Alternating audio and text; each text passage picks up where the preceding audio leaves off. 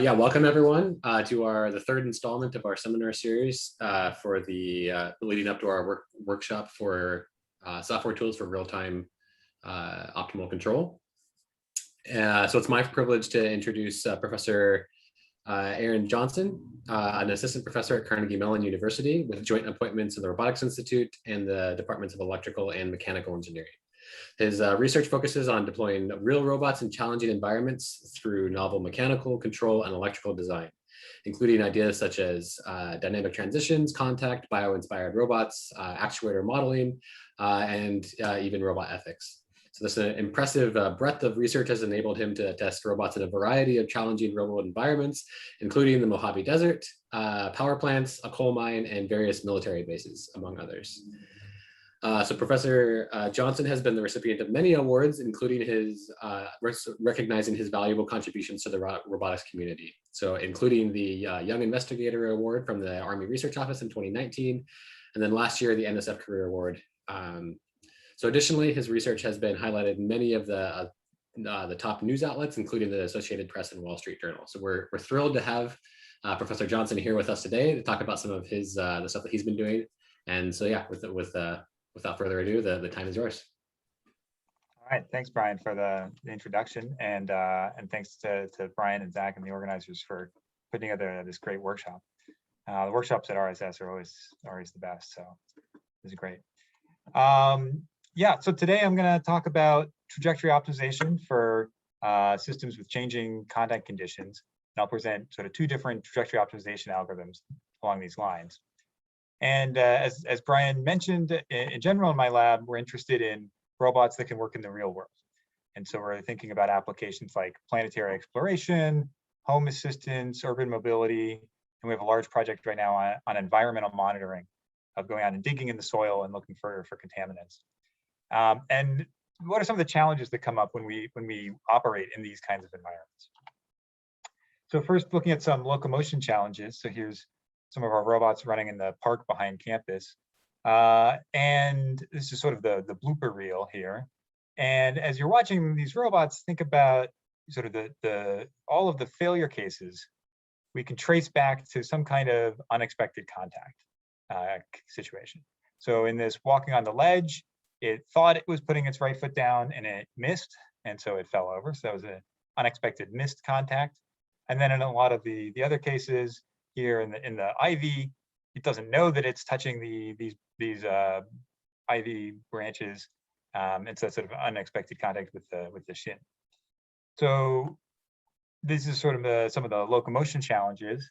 On the manipulation side, it's very much the same thing. So here's a paper we did trying to pick up small objects, and again, this is the blooper reel where the hand keeps trying to pick up these things, and it either bumps it with the side of the hand that it didn't expect, or the friction isn't quite what it thought, or it just slightly misses.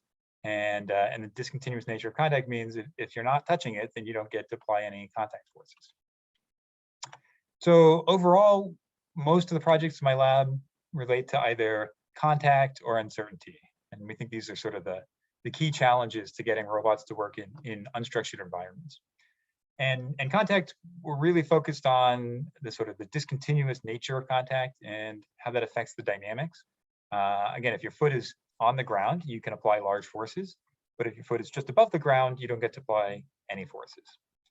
And then uncertainty is ubiquitous in unstructured environments, and we don't think that we will ever really know the exact friction coefficients and which rocks are going to be loose and what's under the leaf that we're stepping on.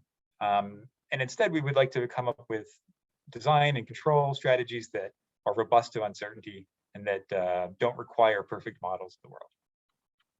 So today's talk will focus more on the contact side and thinking about how do we handle different contact conditions. So I thought I'd start with some background just to make sure everyone's on the same page and we get some terminology. And thinking about simulation, so just figuring out what the model predicts will happen, there's sort of three approaches that are pretty common sort of categories for how to simulate robots that have different contact conditions. And the first is a penalized or soft contact, where you replace all the contact conditions with springs and dampers. And so the whole world gets a little bit squishy, but it's very easy to set up a generic simulation environment where you just sort of put springs and dampers everywhere. Then when you make contact, the contact point penetrates the surface a little bit, springs push back, and you come off. And these can be pretty hard to tune, but they're sort of very generic.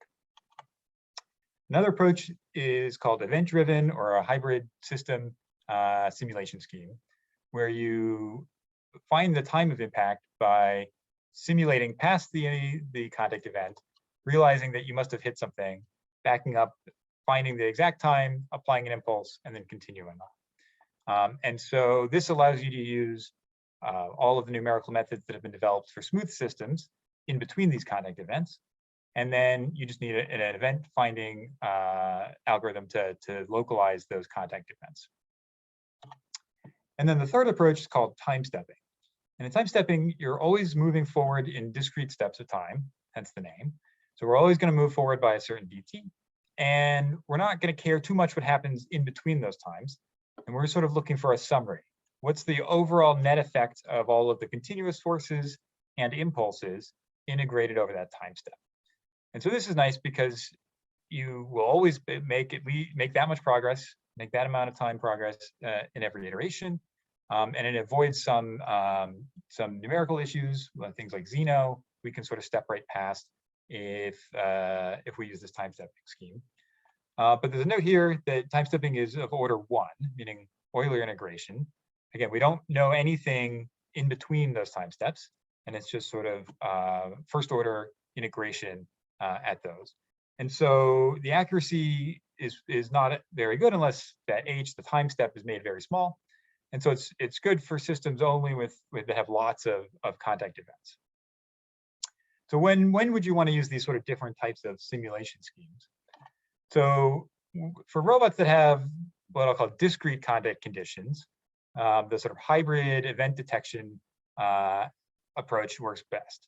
So in all of these videos, if you watch, you could, and you had your finger on the pause button, you could say, okay, at this time, this foot or this finger touched down, and then I lifted off here, and you could sort of enumerate all of those contact events. Right? And so if you can do that, then the event detection schemes work very well. For other systems, that's not really true. So if you're working with sand or fabric or sort of sliding around in this ivy bed, then we can't really say, oh, here's where we made contact and here's where we lifted off. And so for these kinds of systems, hybrid or event detection schemes don't work as well. And so something like the soft contact or the time stepping will work much better. All right, so that was simulation. Now, what about trajectory optimization with contact? So first, what is trajectory optimization? We're trying to find a trajectory for a system that satisfies different constraints while minimizing the time or energy or distance that it takes to get from, say, the yellow circle to the green circle. And because a smooth trajectory would be an infinite dimensional problem, we have to discretize the trajectory in some way into some finite number of decision variables so that we can use our computer to, and different optimization algorithms to solve that optimization problem. And so this is where most of the sort of challenges in trajectory optimization come from. How exactly do we take this smooth curve and discretize it to pass it into an optimization? So how do we, so some of the approaches for representing that trajectory, the first would be zero order hold or linear interpolation with implicit Euler integration. So if we sort of say, all right, our dynamics are q double dot equals something. So when we update our velocity, we say that our new velocity is equal to the old velocity plus our acceleration times the time step, right? And that's very simple. It works well, but it's not the most accurate because we're not sort of accounting for any changes in between those time steps. There's then lots of ways of representing more complicated curves, polynomial coefficients, Bezier curves, B-splines, et cetera, that allow us to have more have smoother representations in the in-between points. And for trajectory optimization in particular, the representation of collocation is often preferred. So in collocation, we have the same kinds of curves. They're still polynomial curves, but instead of specifying it as coefficients on like ax cubed plus bx squared, we're going to represent the trajectory with points along that trajectory. And through a clever selection of where we put these points, we can capture that higher order curve with these points that are on the trajectory. And that makes it really easy to add things like path constraints. If we say, oh, don't get too close to the wall, right? Keep some distance there. Anything that's sort of a constraint on each point along the trajectory is very easy to represent because that's how we're storing the trajectory directly. And then the last one I've got here is shooting methods. So another approach is to start from the beginning, look at our full order dynamics and use simulation to play that forward, rather than finding all of the points in between and enforcing dynamics between them. And then with these shooting methods, we can integrate with Wanchikutta, however high order we want. And the decision variables are now just the control inputs. So, and maybe these sort of initial conditions. And we sort of play that forward. We say, okay, if we use this controller, we end up over here. So the white dot's not quite at the yellow circle at the end there. So we have to adjust things to get back to where we want. All right, so these are sort of the answers for smooth systems. But what if we have contact? And what if we have these kinds of discontinuities? So one approach is which I'll call hybrid trajectory optimization. It's also called multi-phase trajectory optimization and other names. So if we've got this little ball, it's going to slide over, hit the ground, and then slide up this hill here. We can use the collocation strategy and decide ahead of time which points along the trajectory are in contact with which surface. So if we can know the contact sequence, so which contacts and in what order, then we can say, all right, the first few points will be in the air, the next few points will be on the ground, and then we'll have some on the hill. And within each of those domains, we know how to apply the constrained dynamics, and we just simply have to paste them together with some kind of impact law to sort of make those transitions. And then we need to make sure that the impacts happen at the right time. And this works very well. I think it's sort of as good as smooth trajectory optimization, but you have to know the contact sequence. So for instance, here, we used this kind of hybrid trajectory optimization to generate a bounding gait for the robot. So a bounding gait is the front legs down, and then an aerial phase, and the back legs down, and then an aerial phase. And because we said this contact, and then this contact, and then this contact, it was very easy to sort of set up these kinds of trajectory optimizations. What if we can't specify the contact sequence? And that brings us to this idea of contact implicit optimization, also known as contact invariant or through contact optimization. If we can't specify the sequence, the idea with contact implicit is that we're going to allow every contact to apply forces at every point along the trajectory. So in this case, the point particle can touch either the ground or the hill. So we can get forces from either of those at any point. And what we have to do is we have to add a constraint, a complementarity constraint that says at the end of the day, the force times the distance has to be equal to 0. So we can have 0 force and we have no constraint on the position. It can be wherever it wants. Or if we have some non-zero force, then the position has to be 0. You have to be touching that contact for there to be contact force. All right. And then in this scheme, the forces and impulses are combined, like in the time-stepping simulation. And this works pretty well, except that now we have these complementarity constraints that we have to add to the optimization, and those can be quite tricky. All right, so there's a quick background on simulation and trajectory optimization.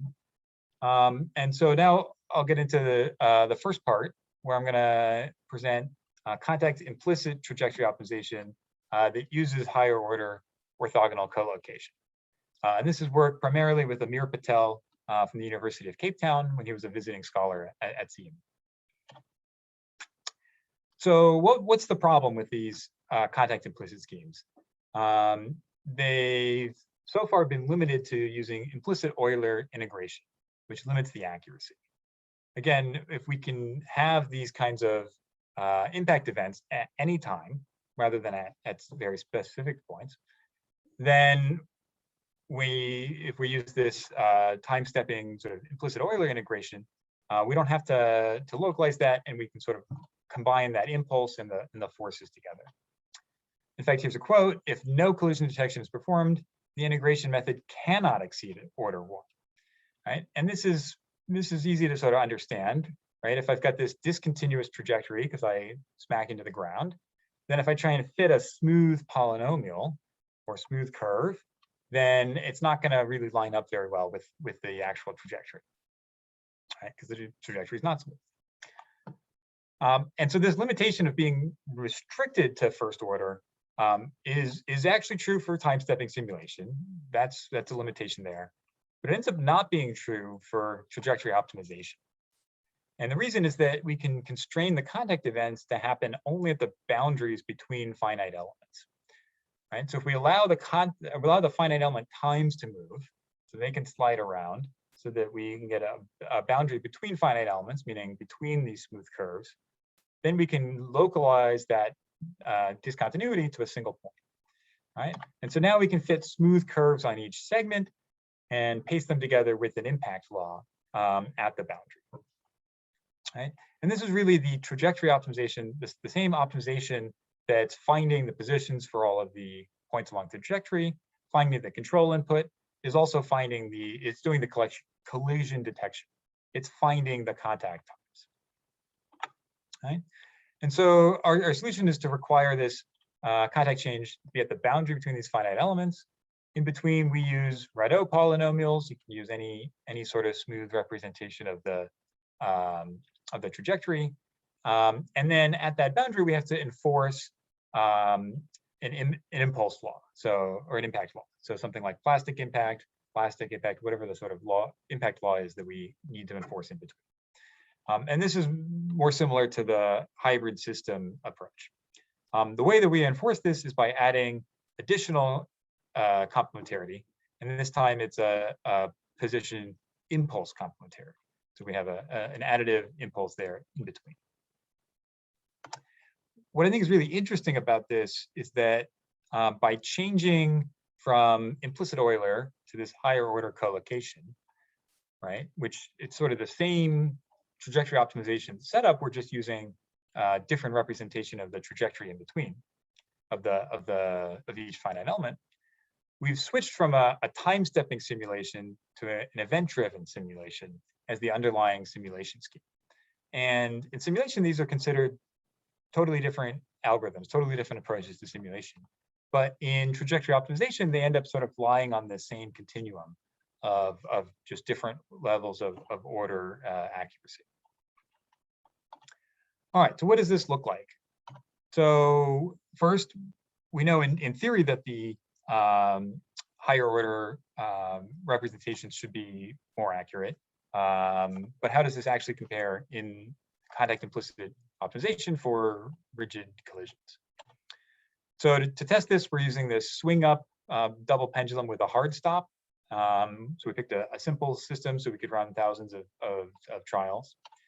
And I apologize for the eye chart here, but what we're looking at is on the x-axis is solve time, and the y-axis is the error. So this is the error in representing the true dynamics.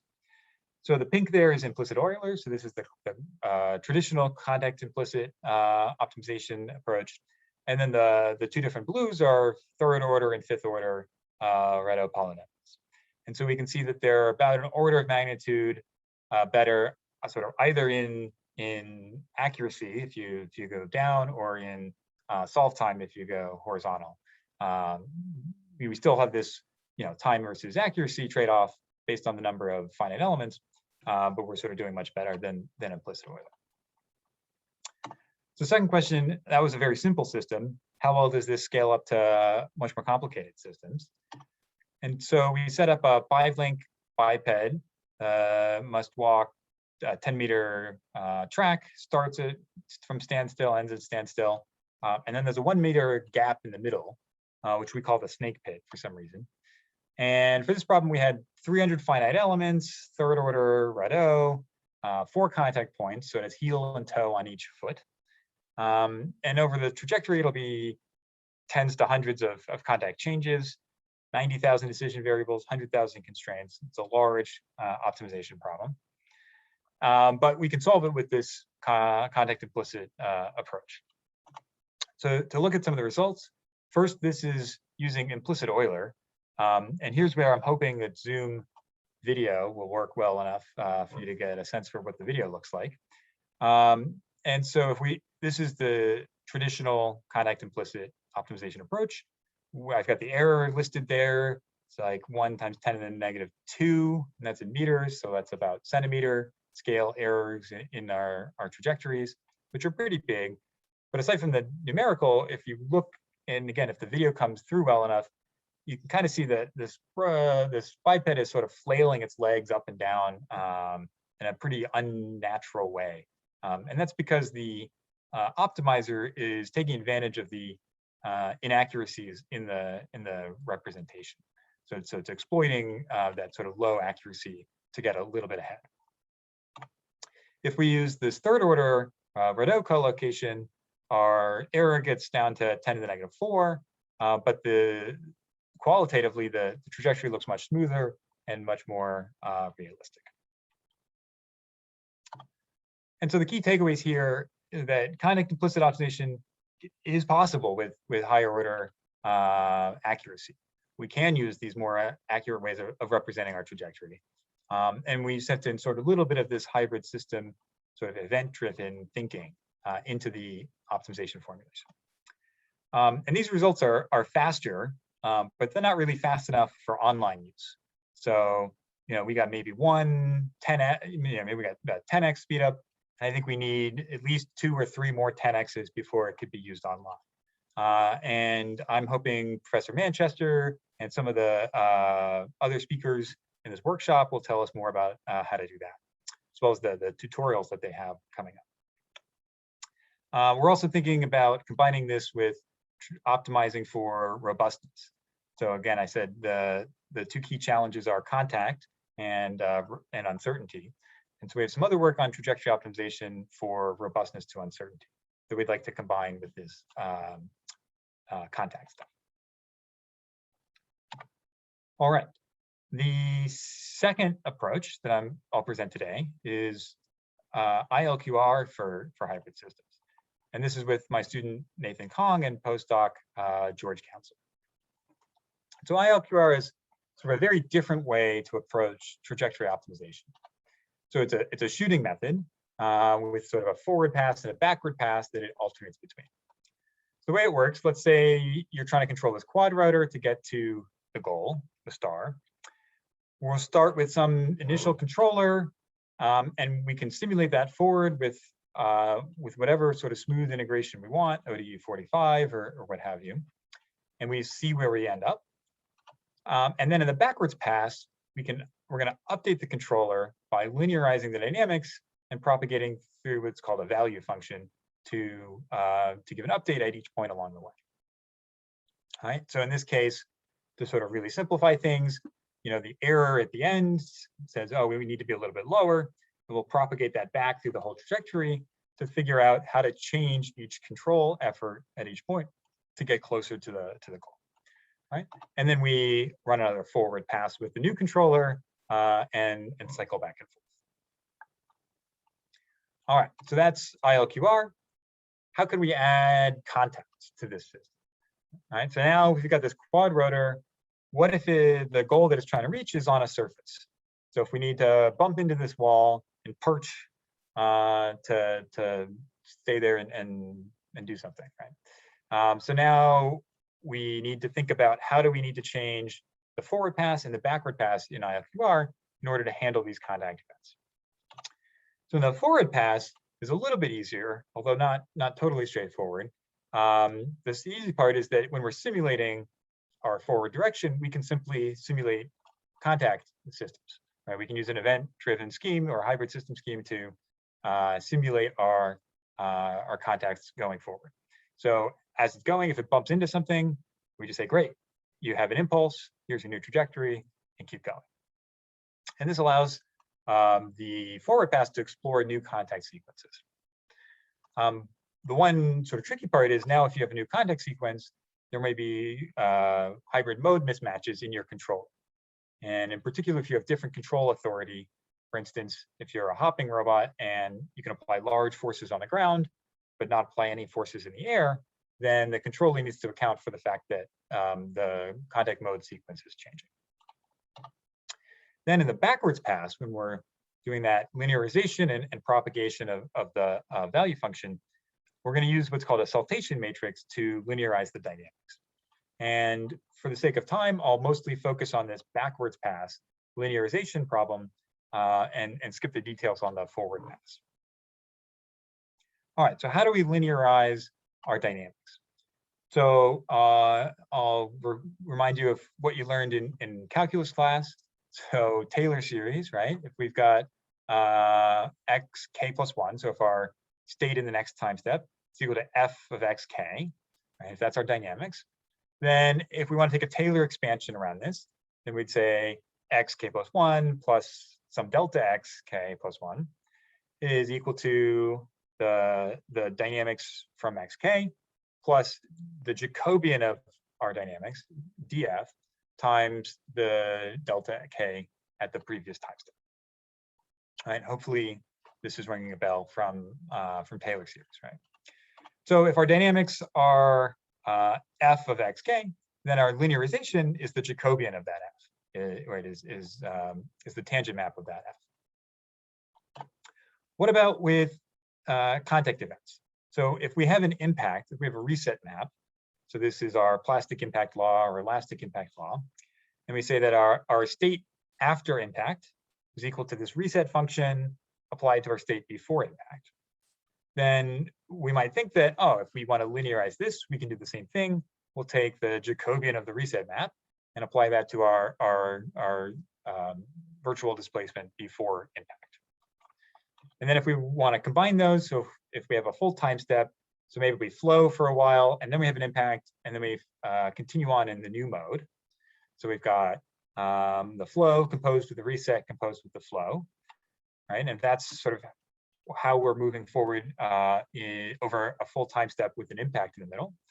Then we would linearize each of those functions and compose them together, which since these are Jacobian matrices, just means matrix multiplication going through. All right, so let's see if this Jacobian of the reset works. And to visualize this, here's a very simple hybrid system. So we've got two hybrid modes, left and right. The dynamics in each mode is constant. So we're just sort of shifting down over there, and then we start shifting up over there. But it's just 1, -1, and 1, 1 is our flow. The guard, meaning that the boundary between these modes is linear. It's just the vertical line there, black line. And the reset map, meaning our impact law, is identity. So there's no jump. There's no zeroing out of anything, right? The identity map is identity. So if we use this linearization, we said, okay, the Jacobian in my first mode is identity. It's a constant dynamics, so the Jacobian is identity. The reset map is identity, so its Jacobian is also an identity map. And then the other flow is also constant, so its Jacobian is identity. So this would say that the virtual displacement should not change as we go through this transition. But we can clearly see that all of these little dots, if we think about them as being displaced from the mean of this blob, the way that those displacements are configured relative to that mean is clearly changing as we go through this transition. And so the Jacobian of the reset map does not actually capture how these variations change when we go through a hybrid transition like this. All right. And so we first showed this sort of animation in this salted common filter, so we can apply this to state estimation as well. And today we'll look at it applying in ILQR. All right, so if the Jacobian reset map is not how these displacements propagate, what is the right linearization? And so this uses something called a saltation matrix. And so we can write the variation of the displacement after a reset map is equal to the saltation matrix times the variation before reset map. And then again, this is a linearization, so there's higher order terms as well, but we'll ignore those. What is the saltation matrix? Well, it starts out looking like the Jacobian of the reset map. So that Jacobian is a big part. It's in some ways, it's sort of most of the story of what happens when you go through an impact or some other transition. But there's an extra term, and the details don't matter too much here, but it's an extra term that accounts for the dynamics in the previous mode, the dynamics in the new mode, the time derivative of the reset map, as well as the guard and derivatives of the guard, meaning the boundary between those modes. All right. So what's important for us today is just knowing that this exists and that this is the right linearization for our hybrid system. And in terms of ILQR, we're now going to use this as our linearization in the backwards pass. So what does this look like? What sort of results do we get when we use this saltation matrix for our backwards pass, and then the different changes that I mentioned for the forward pass? So let's look at a bouncing ball example. So we've got elastic impact. We start out with, say, 0 velocity and some height. We come down to 0 height. Velocity gets flipped, and then we bounce back up. And in terms of a control question, if we were off, let's say that blue trajectory is what we wanted. If we had some position error, so our height was different than what we wanted, what's the right control to apply? And it's a little bit tricky, because if let's say we're behind the desired trajectory, then before impact, we want to be pushing down, right? We want to be catching up to that ball. So we want to be pushing down with our, let's say we've got a little actuator that can push on this ball. But after impact, we want to be pushing up. So the sign of our control effort needs to flip at the transition, at the impact. But again, the reset map, right, that's actually accounting for the change in the dynamics, the discrete jump in our state, only flips velocity, right? It says that our velocity needs to flip signs. It doesn't say anything about our position. And so it's a little surprising then that the desired controller for a position error also has to flip signs. But again, this gets back to the fact that the reset map and the Jacobian of the reset map doesn't really capture the linearization of our dynamics. So if we run ILQR on this system, and I'm going to start by using the Jacobian of the reset map, even though we know that's wrong. And so before I play this, let me just explain what's going on. So in the bottom right, there'll be an animation of a ball bouncing, and we're trying to get to that dashed line. And then I would say focus on the upper left. So the black is the current position trajectory that the animation will show. And then these red lines are that backwards pass. This is the gradient. This is how ILQR wants to change the trajectory. And so it's saying for this part of the trajectory, it wants to come out to move it in an upward direction, and this part it wants to move it in a downward direction. But the first thing to note though is that in this backwards pass, there's no change around the impact. Right, the impact is happening right there, and with the Jacobian reset map, there's no information saying, hey, something different is happening in position around that impact. In velocity, we see that our velocity feedback does. So if I play this forward, we'll see that it tries to just push upward on the ball the whole time, and because it doesn't know to sort of flip the sign. It doesn't know that it should be pushing down at the beginning and up at the end. And in fact, it ends up losing the contact altogether and applying a huge amount of force to just hover in place and reach the final position. All right. So that's actually a local optima, although it's not the one that we would like, and because it's using an incredible amount of control effort to try and hold that position. All right. If instead we use the saltation matrix for this backwards pass. We can see now, so this I'll play again, I'll play this in a moment. Now we can see that our backwards pass flips sign at that impact. Right, so it says, all right, I know I'm not getting to the desired height here. Before impact, let me push down, and then after impact, let me push up, and that will get me closer. And we see that this converges quite well, and keeps the bounce and ends up with a much more efficient solution. So it takes a few iterations. I think it takes just 7 iterations to converge in this case. All right. One nice thing about this hybrid ILQR formulation is that it's actually contact implicit. So it can actually discover different contact mode sequences than we seeded it with. So to sort of show this, we've started, this is the same problem setup, so the same desired height, but we seeded it with a really terrible first guess, where we've given it a -100 on the input. So it's pushing down really hard, such that it ends up with 3 bounces. It goes 1, 2, 3 bounces. All right. And I'll let this run. This is using the saltation matrix. It's able to, as it's trying to come up with a more efficient trajectory, it eventually loses the extra bounces and comes up with the same 1 bounce solution that we had before. So it's really able to sort of explore these different contact sequences. Now, if it's not sort of forced to explore those contact sequences, but in this case, if it's more efficient to skip those later ones, then it's able to shed.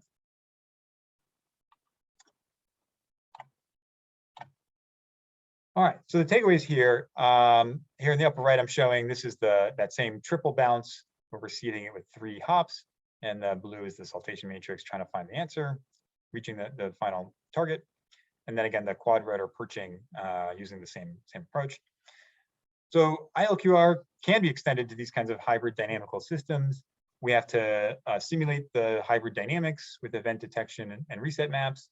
We have to linearize using this saltation matrix. And then again, we have to do some bookkeeping on the controller to account for potential mode mismatches since we're changing the contact sequence. The approach is fast. It's contact implicit, meaning we're not enforcing a particular contact sequence. And it's able to use the full nonlinear dynamics. Again, because we're just doing forward simulation, we can use the full dynamics. Moving forward, we're working now on using this hybrid ILQR for model predictive control to run it online. And we're also working to be able to better handle systems with varying control authority. Again, now that we have a hybrid system with changing dynamics, if you have something like a hopping robot, where you have a lot of control authority on the ground and very little control authority in the air, that can lead to numerical difficulty. So some concluding thoughts. I think the key challenges are about contact and uncertainty. And we've mostly been focusing on contact today, but maybe at another workshop, I'll come talk to you about uncertainty. I presented 2 different approaches to trajectory optimization for robots or systems with changing contact conditions. The higher order direct collocation was able to find new contact sequences. It's easy to enforce piecewise constraints, or pointwise constraints rather. One nice thing about collocation is that you can start with an infeasible seed. In fact, we usually start with all zeros, and it's able to sort of find a feasible trajectory from there. But it does require these complementarity constraints that make it difficult to solve the problem, even if we now have a good way of setting up the problem. The second part was ILQR for hybrid systems, which again, like the first one, can find new contact sequences, which is what's really exciting. It uses the full order simulation, so it can be very accurate representations of the dynamics. It does give you a feasible solution at every step.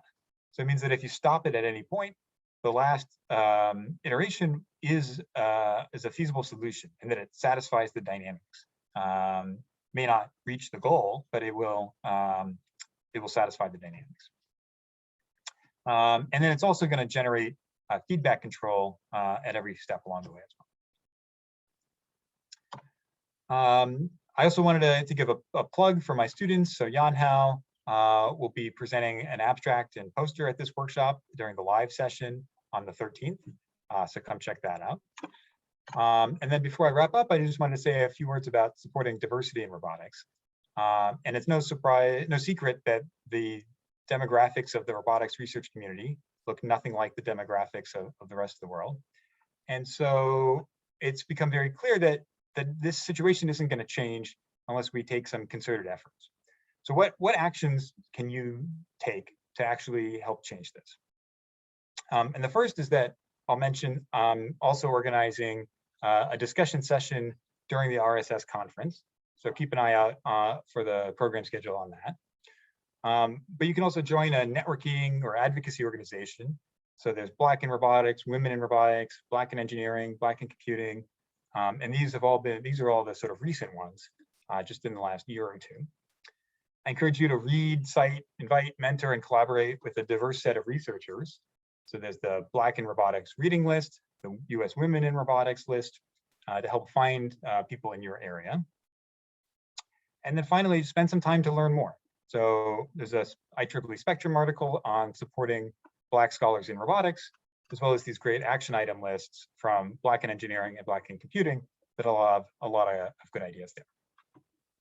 And with that, I'll wrap up and thank you for coming.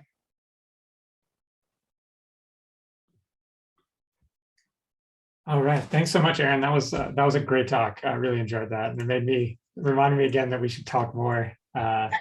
So at this point, yeah, we have about 15 minutes for kind of an open Q&A. So anyone in the audience, you can feel free to raise your hand with the little button there and speak up, or if you would rather not do that, feel free to also type questions into the chat window, and I'll sort of read them out, and that's how we'll do it. So anyone in the audience has a question, feel free to raise your hand, speak up.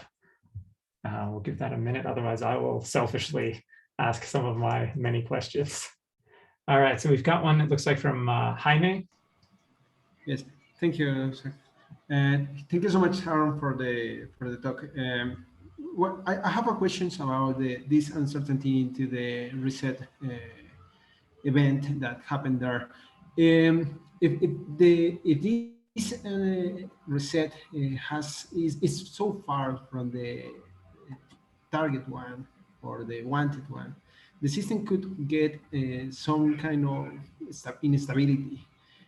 How do you define how far, or what is the boundary that the reset could be gone, or if there is some kind of consideration for these kind of things? Yeah, so in everything I've talked about today, there's no consideration for that, but that's a big issue. So these are local linearizations. So this is sort of close, and that can be, infinitesimally close, possibly. And there's no guarantee that it works any farther than that. In general, it's sort of how far away is the next contact transition.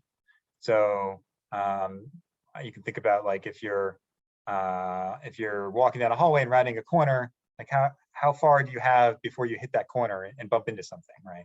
And so that's the sort of margin you have. And then once you're in a different contact sequence, all bets might be off. We have, yeah, anyway, I've got some thoughts on that as well. But certainly the saltation matrix, it's a local linearization, and if you get far away from that, and in particular, if you get far enough away that you reach a different contact mode, then you might end up somewhere very different. And this brings up the ideas of, like, grazing impact and these kind of sort of corners and boundaries between these different contact sequences. Thank you so much. Okay, looks like Simon has a question. Yeah, thank you for the great talk. I had a question about the ILQR. So you mentioned right at the end, that there is a feedback policy that you can derive by solving ILQR. I was just wondering if this is bringing if it brings robustness to the system if you apply this policy or compared to open loop? Yeah, so the co-location, the way we've set it up, doesn't give you a control policy, so it gives you a trajectory. And so you separately need to come up with a feedback policy to track that.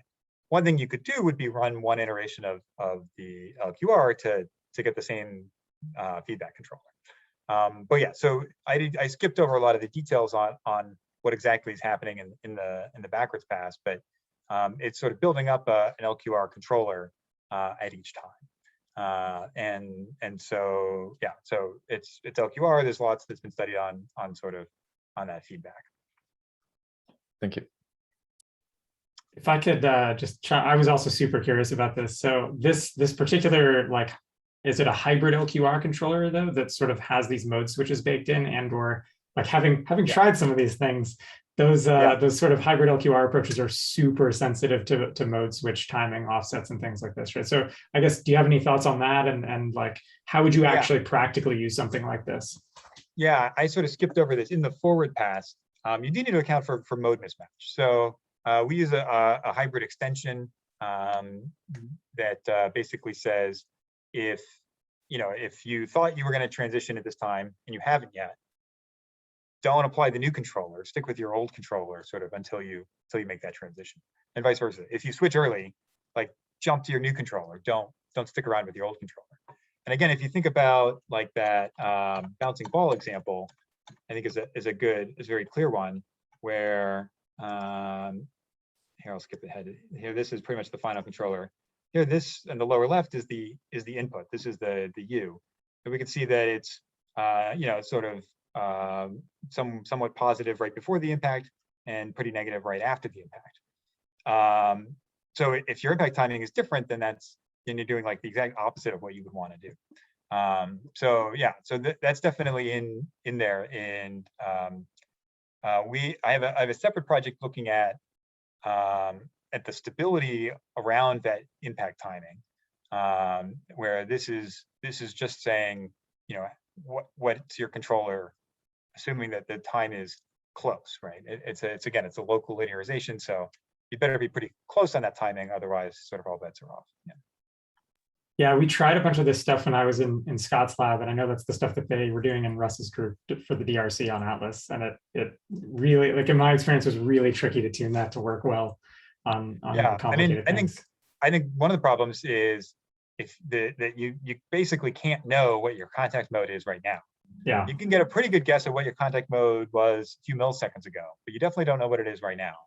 And so so having to change your input right at the moment of contact is a problem. But we have run this where we put a constraint on how fast you change your input and that kind of stuff to sort of round out those corners. And again, I think that the stability of that contact time is sort of a separate question. Yeah, awesome, thanks. So Brian had one. Yeah, I've got a couple questions. I guess one to start off with the ILQR stuff. How does the the complexity of the algorithm or the computational time, how does it compare with the vanilla version of ILQR?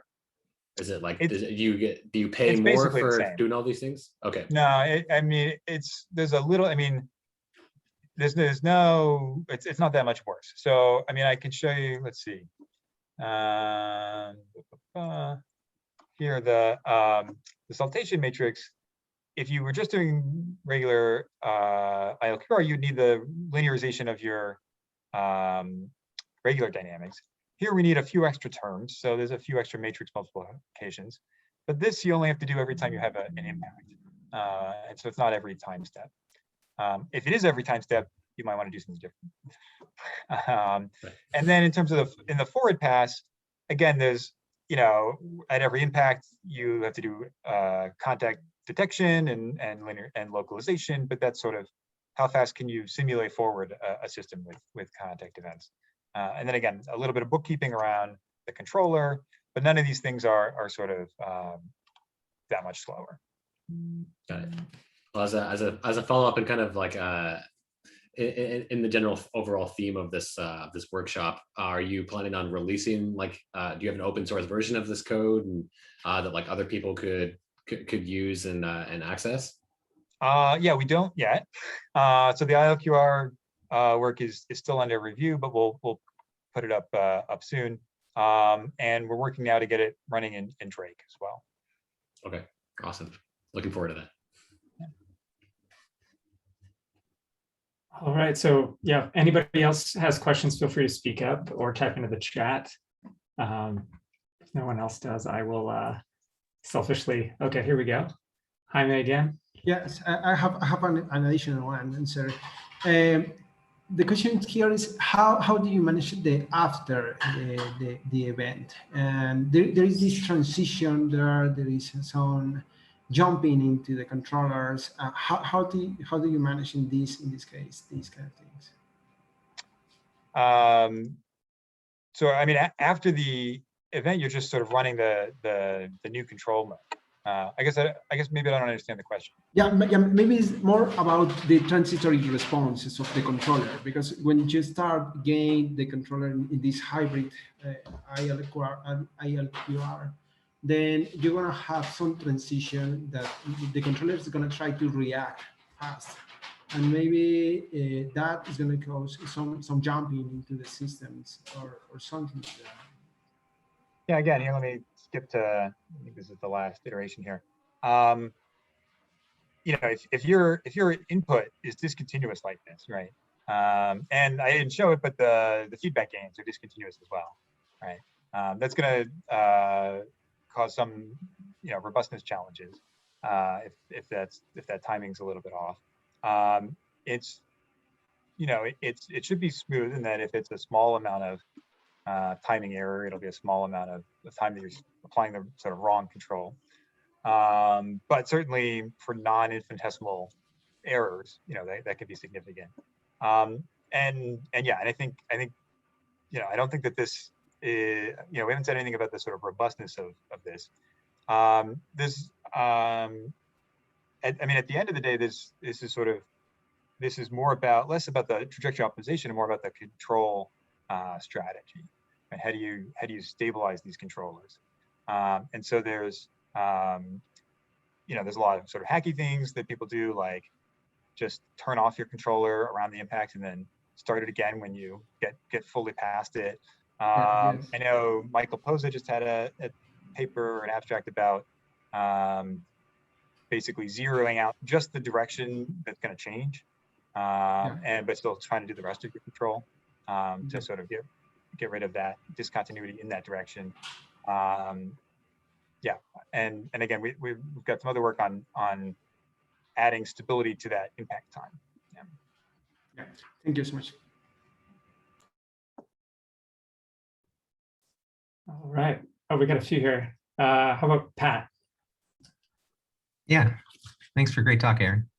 I guess maybe on this same topic, you had said that if you switch later than you expected, you're essentially sticking with the previous mode's controller. I'm curious on your thoughts on like some of the reference spreading ideas that Alessandro Saccone and others have been kicking around in terms of like designing an additional tail to your trajectory at the end of a mode. Do you think that's worth brings us benefit, or have you not seen we've played with a few different versions of this. There's a good Niemeyer paper on that goes through a couple of these options. And you know, you could just take, like, how do you extend it? Well, you could do the zero order of just hold that gain for a while. You could do the first order of, like, here, this input was clearly, you know, moving up very linearly. So you could keep moving up linearly, right? We've also tried to sort of do some reflection back. So take your control in the new mode, try and pull it back through the reset map into your old mode. That has some issues, works better in one way than the other way, but yeah, I mean, there's like there's several options there.